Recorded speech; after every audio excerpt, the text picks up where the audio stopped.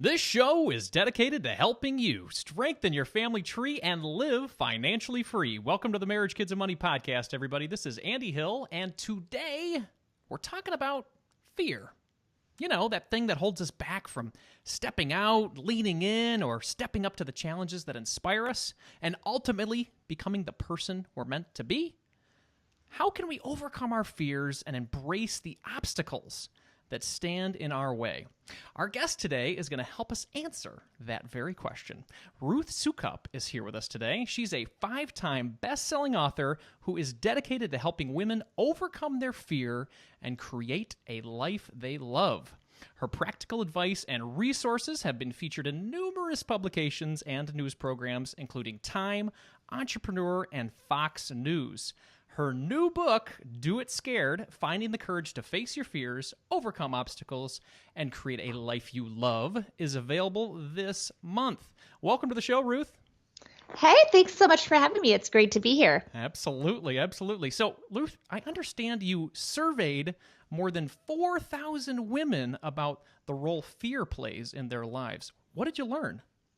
I did. Well, there were some men in that survey too, but we learned a lot of things, but primarily what I was trying to figure out was I talk to so many people all the time who feel like they're sitting on the sidelines of their life, who feel afraid to jump in, afraid to go after their goals and dreams wholeheartedly. And it got me so curious. I wanted to dig deeper. So I started asking questions.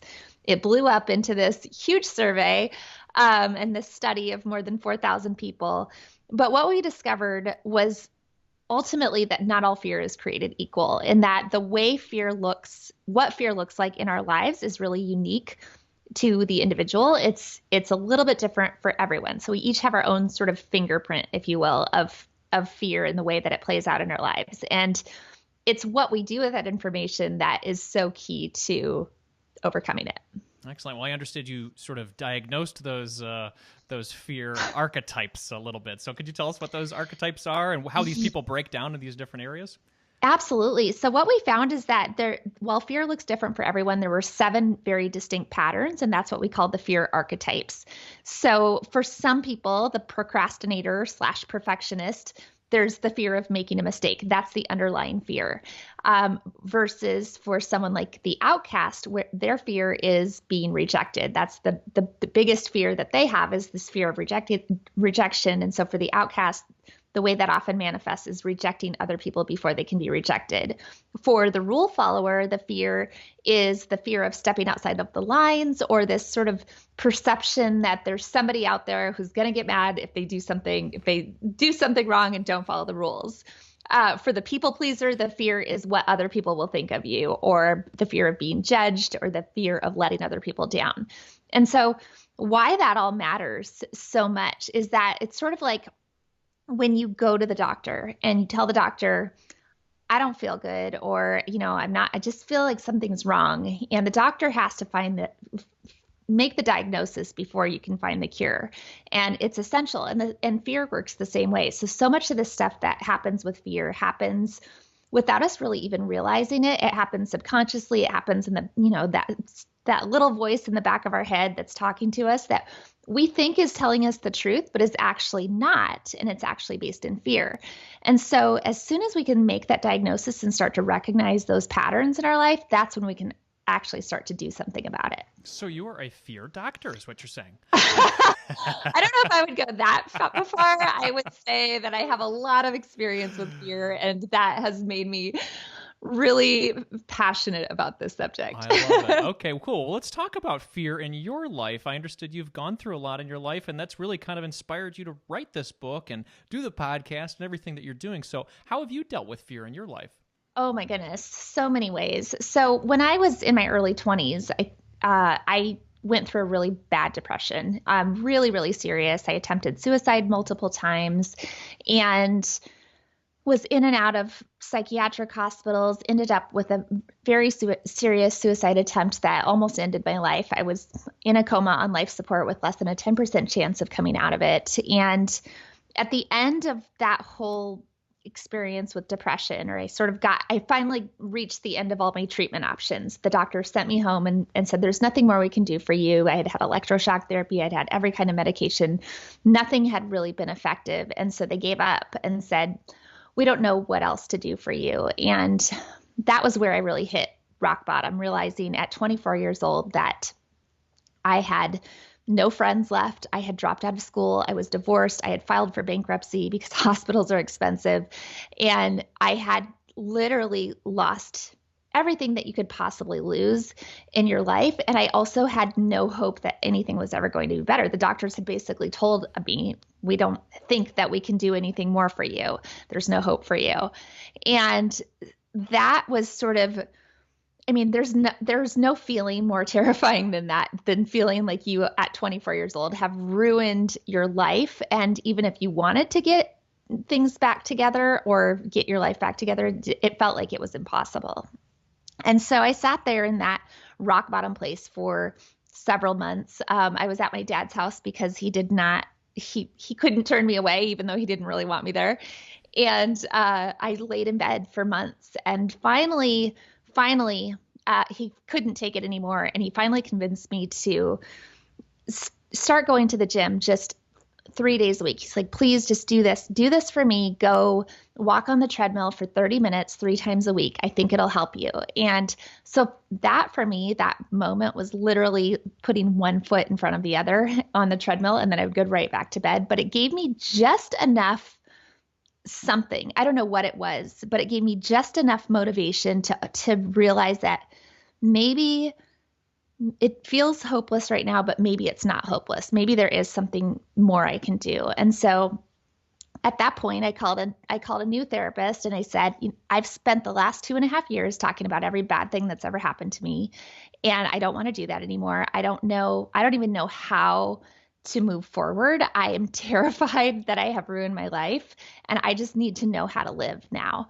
And that was what she helped me do. And I saw her for another 2.5 years after that. And she just helped me basically learn how to function like a normal adult human being again, was starting with how to go to the grocery store without having a panic attack, and then getting a part-time job and getting an apartment and getting a full-time job, and then going back to school to finish my degree and applying to law school and getting a dog and making new friends, all of these things that seem so normal and mundane, but that I was really struggling with.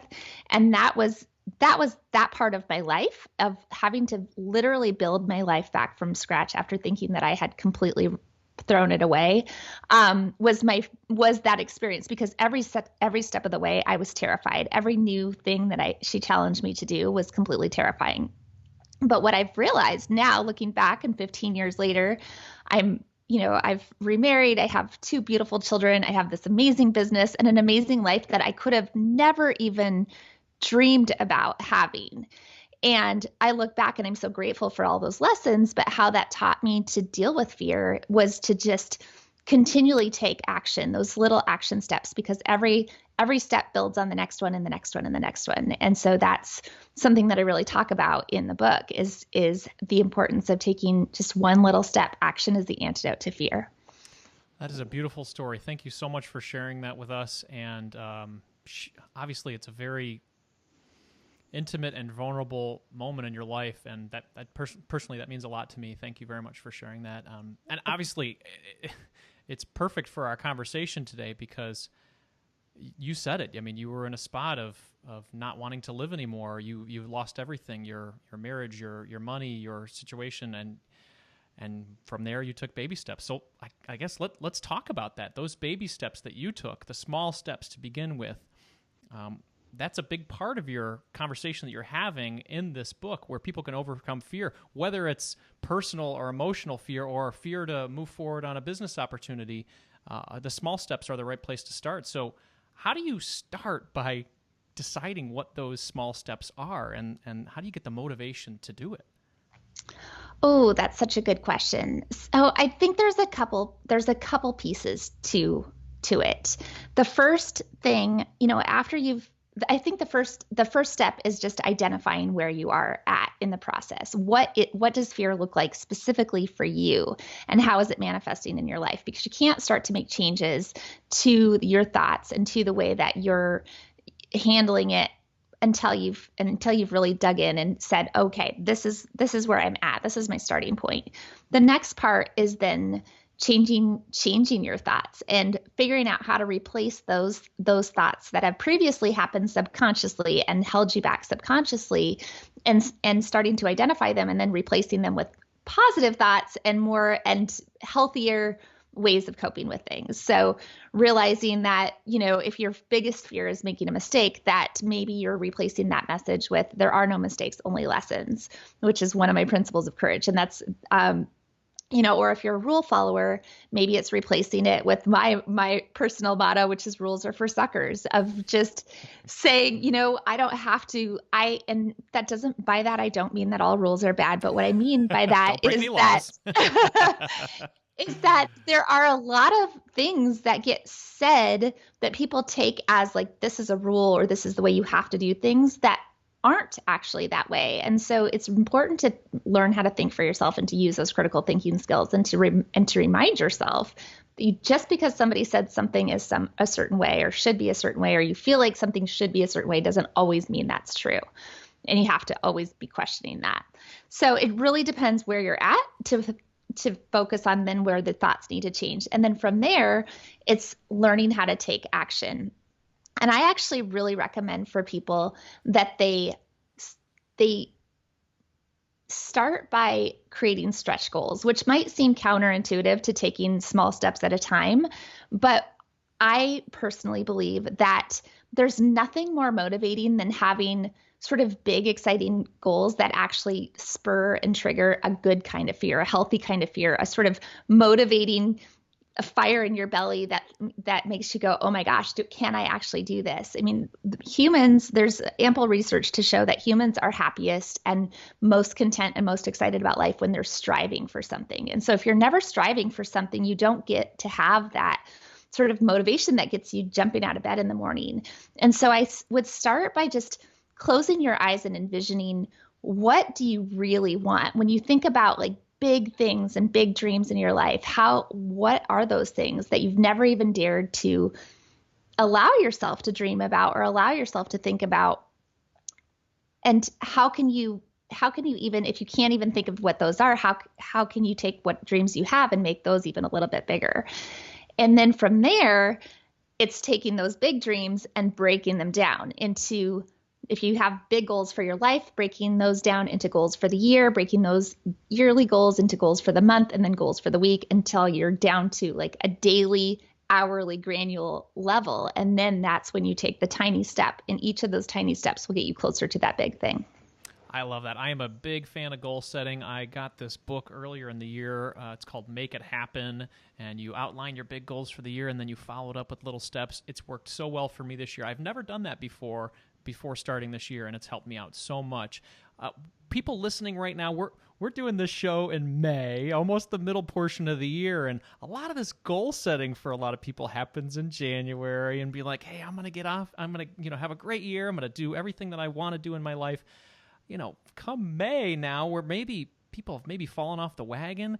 Why do people fall off the wagon, I guess, when it comes to goal setting? Are we setting too big of goals? Are we setting too small of goals? What is the main reason that people are falling off? And I guess it's different for everybody, but what have you found?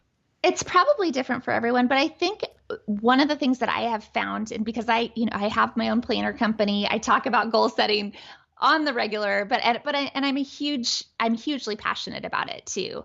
But what I have found for so many people is that it's easy to get out of the habit of revisiting your goals every single day, revisiting your goals every single week and every month and every year. And so that's one of the reasons I developed the Living Well Planner, which is my planner, because it does exactly that. It helps you set your long-term goals for the year, but then every month you're setting your monthly goals. And then every week you're working on your plan for the week. And so I've just created a habit in my life, and I really recommend that people do this, is every week I sit down and I have it blocked out of my calendar every single week. On Friday afternoons, I sit down and I plan out my following week. And so I look at what are my goals for the month? What do I still need to accomplish? What haven't I done? What do I still need to do? Where am I at on these things that I want to get done? And what's going to be my big focus for this coming week? And I get all of the stuff out of my head and I put it down. I do a brain dump on a piece of paper, and then I prioritize that to-do list and make sure that my A tasks are only the tasks that are going to get me closer to my biggest goals. My B tasks are everything else, all those tornadoes, those urgent things. And then there's my C tasks, which are the things that might not, that I would like to do if I have the time. And once I've established all of those things and established my priorities, then I actually go through my calendar and block out time and make appointments with myself in order to get everything done. And so for me, the process of doing this every single week is part of the success of it. And I have to be diligent about making that time and blocking it out. But then the other part of it is making the appointment with myself and treating that appointment as seriously as I would treat an appointment or an obligation to someone else. We don't always give ourselves the freedom or the permission to make our own stuff a priority or to make our big goals a priority. But if you can get into that habit of looking at the appointments on your schedule, even the appointments with yourself, as appointments if you say you had a lunch or a meeting or something scheduled and somebody said, hey, can you do such and such at 12 o'clock on Friday? And you said, I'm sorry, I can't. I already have a prior obligation. That's exactly what you say for your own appointments too. Why don't we give ourselves the same courtesy that we would give anybody else? And so once you can get into that habit, it's amazing how that starts to move the needle and you start to get more done than you ever thought possible. There are more hours in our week than we realize that there are, but this process of first brain dumping, then prioritizing, then time blocking for me every single week on Fridays. And the reason I like to do it on Friday afternoon, I used to do it on Sunday, but then I would find myself thinking the whole weekend about all the stuff that I had coming up, oh my gosh, am I going to remember to do all of this? But I find that if I do my brain dump on Friday afternoon before I go home for the weekend, then I know I have a plan for the next week and I can completely relax and give myself Saturday and Sunday to just recharge. And that's been really amazing. I like that idea of finishing it at the end of the previous week and then clearing your head per se so you can focus on, your family or relaxation on the weekends and then get ready to go back to work on Monday. I like that a lot. So one question, you talked about filling your head or surrounding yourself with messages that will be positive to you. So I understand, power positivity is very powerful. How did you, as you were coming out of, this moment when you were in your 20s, what did you surround yourself with that really helped you? Obviously, you met with an incredible therapist that, that saved your life almost, and your Yes. father was there for you. But what other things were you doing? Were you filling your head with podcasts or books or reading? Or tell us what you were doing at that time. Not at that time. I don't know if podcasts were even around back then. This was cell phones were a big deal. But I did start going back to school. So I think that was motivating. And I was working, even then I was working towards this big goal. So I had, and not right away, obviously at first, my big goal was just to get out of my dad's house and get my own apartment. There was big goals and milestones along the way. But once I had then moved into an apartment and gotten a real job, I realized, you know what, I've always wanted to go to law school. This is something I really want to do. I don't only want to go to law school, I want to also go to business school. And so I was going to do a dual degree program, get my JD and MBA. So this was a big goal. And I didn't just want to do any old law school. I was I want to go to a top 20 law school and top 20 program. So I was taking the GRE and taking the LSAT and studying for all the tests. And I had to actually finish my college degree in order to apply to all these colleges. So it was a pretty big project. And I think that gave me a lot to do and a lot to focus on. And again, it's the striving that there's something so satisfying in the striving, because I got to law school. And as it turns out, law school was the worst place on the planet for me. My motto is rules are for suckers. And I should have realized that maybe law school was not going to be a good fit for me because it is very rule oriented, and I struggled a lot. And then that was a whole new challenge, right? Is learning, okay, because I'm so goal oriented, the idea of failing at that goal felt like I can't quit. And it was actually, I had thankfully by then met the man who would be my husband. He had quit his job and moved to St. Louis with me so that I could start law school. And he bought a house so that because we were planning to be there for 4 years. And about 7 months into it, I was so miserable. He's like, you can quit. You don't have to do this if you don't want to. And I looked at him and I was like, oh my gosh, what are you talking about? I can't quit. You quit your job. You moved cross country with me. You bought a house. I've ruined your life. And you're going to tell me that it's okay to quit? And he's like, I'll still love you. And that was, I think, for me, one of the most powerful lessons ever, to realize it's okay to change your path. It's okay to pivot. And it's really important to have the right people in your life who will love you and support you no matter what. That's incredible. It sounds like a good man. That's awesome. He's a good man, still supporting me every step of the way. Well, let's talk a little bit about growing a business that you love, because I think that's where you've transitioned in your life.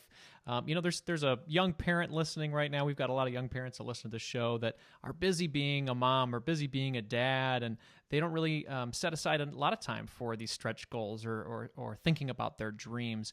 Where's a good place for them to start if they're kind of frustrated with that current path? Maybe it's going to law school or their current job, to make that switch to do something that they're excited about in an entrepreneurial world.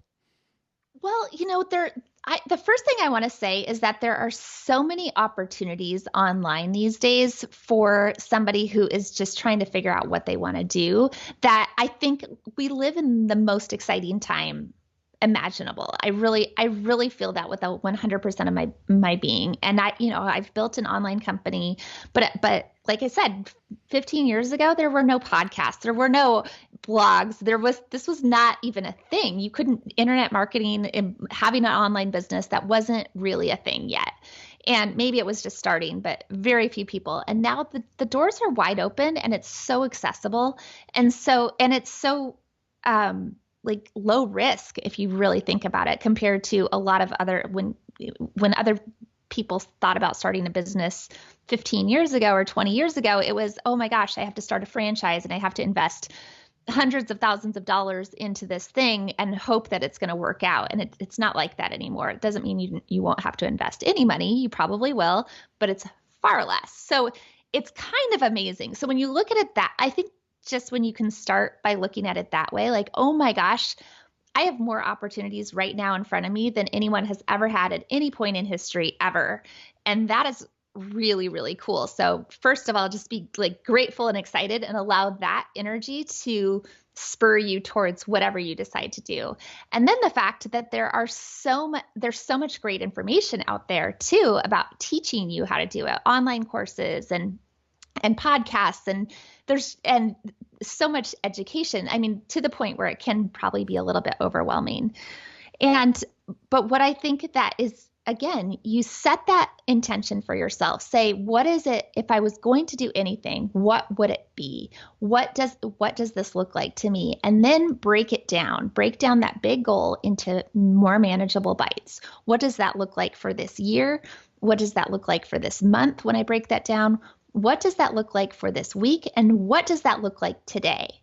Because the problem for so many of us is that life is busy and there's always a million things. And if you've got little kids running around and kids at home, there's always so many things going on, so many tornadoes that are spinning around, that if you don't make the time for your big goals every single day, if you don't put that as your top priority, the time will go away. It will go away. We won't ever have it. But when you can take 30 minutes a day and focus on this, whatever this big goal is that you want to go after, you'll be amazed at how quickly you can make progress and how you can do this stuff. I started my business. So after I dropped out of law school, I went through a few years of kind of trying to find my place. I worked for a while. My husband worked for a while. Then we ended up having a couple of kids. And in 2010, I was a stay-at-home mom of our 3-year-old and 1-year-old. And he was working, but he hated his job. and he was an aerospace engineer. So he did fine. Like he was a good provider, but just hated what he was doing. And I didn't really like being at home that much. I was very like dissatisfied. I love working. I love being busy and didn't have a lot of friends or people in my network at that time. We had just moved back to Florida. And so I was spending a lot of time at Target with my 1-year-old and 3-year-old because we had no other place to go. It was too hot to play outside. Like, look, girls, let's go to Target again. And Target's not a cheap hobby. It really adds up. And so my husband saw every minute that I was spending at Target as another hour that he had to spend at work. And that was starting to like really affect our relationship in such a bad way. And we were fighting more and more and more about money. And we knew something had to give, and I knew something had to give. And so a friend had sent me a link to a blog a couple months earlier, and she's like, "Oh, isn't this cute? If I have had all the time in the world, I think this is something that I would do." And I like looked at it, and I had not been in the online world that much up to that point. And I was like, "Oh my gosh, this is cute." And yeah, I think I could do something like that. So my husband and I have this big fight about money, and I decided that I was going to find a new hobby, and that was going to be starting a blog called Living Well and Spending Less. Living Well, Spending Less. And I like to tell people a couple things. First of all, if I can like make my way back from this terrible depression that I told you about, if I can completely ruin my life and 15 years later be talking to you as the New York Times bestselling author and a owner of a 7-figure company, then literally it doesn't matter how badly you've screwed up your life. There is so much hope for you. So that's thing number one. Thing number two is if I can start a business called Living Well, Spending Less when I am like the world's worst money manager, then you can literally start a business about anything. You do not have to be an expert. Don't worry about that. People ask me that all the time. Like, don't I have to be an expert in this? Trust me, you do not. The take that I would always take was, I'm struggling with this, but here, I'm going to share my journey with you. And it's possible to do that. And it's such a neat thing. So yes, I started this business called Living Well, Spending Less, and it started to grow. But what it also did is it opened up. I didn't start it as a business. I started as a hobby, but what it did is opened up a whole world to me that I never knew existed before, a world of blogs and bloggers and blogging and online marketers and internet businesses. Like it was almost like this curtain had been pulled away, and I couldn't believe what was out there. And I thought, I want to do that too. So I went to my husband and I was like, honey, I'm going to do this. I am going to make enough money blogging so you can quit your job and be a stay-at-home dad. And he looked at me and he goes, honey, that is the stupidest thing that you have ever said. You can't make money on a blog. And I think that was like, he knows me well, because that was all the motivation that I needed to be like, well, okay, watch me. And it took 2.5 years, which in hindsight seems very fast. But at the time, as the stay-at-home mom of 2 little kids, when I was working, having to find the margin to work between 2 a.m. and 8 a.m. on my blog and on my business, it felt like forever. But it took 2.5 years, and he left his job in 2013, and we've never looked back. So and then it's just continued to grow to what it is today at a $5 million company. So it's been kind of insane, the whole journey. But I think that it offers so much hope to anybody who's sitting there going, I don't know what to do. Like, set your intention, create this goal, and then break it down and figure out what you have to do every single day in order to get yourself to where you want to go. I love that story, Ruth. That's so cool. So many great things in there. Obviously, I'm in the online marketing world too. The low barrier to entry, the small amount of investment, and also like how you described it. If you get into something, it's almost like an entrepreneurial internship, right? You go in there, you test it out for a little while, and if you don't like it, how much did you spend? $100 on your domain name or something like that, exactly. And the WordPress site. It's no big deal. And I appreciate how your husband was there alongside you to sort of goad into motivating you, like almost poke at your sides and get you going. I like how you guys have that playful relationship. That's cool. So let's talk about that a little bit. There's somebody listening right now saying, that'd be great. I want to grow my own business. I think that would be a great place to start and try to move towards having a an online business that's location independent, and yeah, I would love to, help my wife to quit a job she doesn't like, or my husband, So what's a way that, obviously we know how to kick that off with some great goals, but is there something that our spouses can do? Maybe they're listening and saying, hey, I would love to support my wife in a similar journey. What could they do to provide that support? And it sounds like your husband did, not only with words of motivation, but also it sounds like he probably chipped in with, helping with the kids and everything like that. So how did that go for you? And what other things could spouses or husbands do to support wives in this situation? That's a great question. And I get that a lot. I think, first of all, opening up the conversation is probably the most important thing that you can do. And I think that spouses need to hear, and this goes back to the fear thing, is that so often, so much of our fear is happening inside our head, right? That we have that voice in our head that's saying, I could never do that. I could never do that. Oh, my husband would never understand, or my wife would never understand why I wanted to do that. But what we don't realize is that when we sometimes open up the conversation, our spouse is way more supportive and way more encouraging than we ever think possible. And you just have to be open about and be willing to be vulnerable too. And I think that has always surprised me too with my husband, because sometimes I'll think, oh, he would never go for this. But when I talk to him and I say, hey, this is really important to me, what do you think about this? He is, and my husband, like, don't get me wrong, he is the very blunt and a very honest person. Like, he will say it like it is, which I actually love about him and think and appreciate so much. But he also loves me so much, and just like I love him so much, and I want the best for him. I want him to be happy, and your spouse wants that for you too.